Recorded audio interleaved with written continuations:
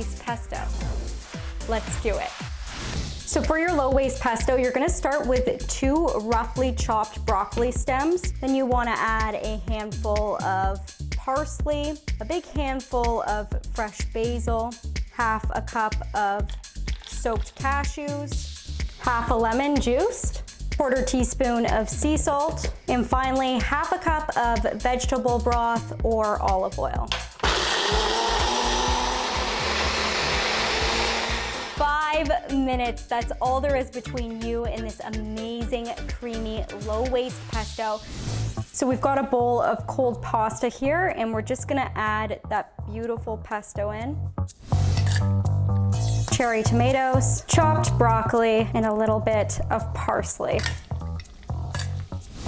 Serve it up, bring to a barbecue or to work, and I promise you, nobody's gonna know that the main ingredient in this pasta salad is broccoli stems. My favorite way to repurpose strawberry tops is by making strawberry infused vinegar. So you just save about half a cup of the tops and then add it to a clean jar, and then go in there with about 2 cups of vinegar. Seal your jar. 2 days later, you're left with this beautiful strawberry top infused vinegar. Isn't that gorgeous? I like to transfer it to the original bottle of whatever white vinegar you use. And my absolute favorite way to use strawberry top vinegar, it's on a beautiful summer strawberry salad, which of course uses broccoli, which leads us to our next scrap, broccoli stalks.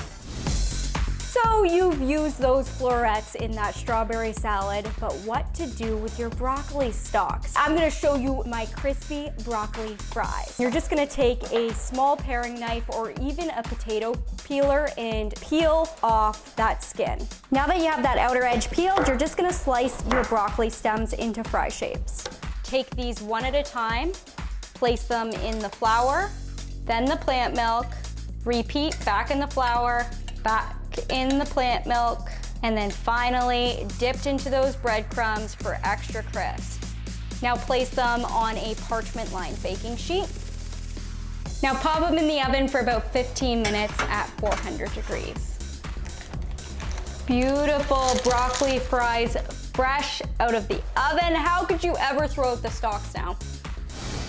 Thank you again so much to Carleigh, and I think everybody should pre-order her cookbook, Plant You.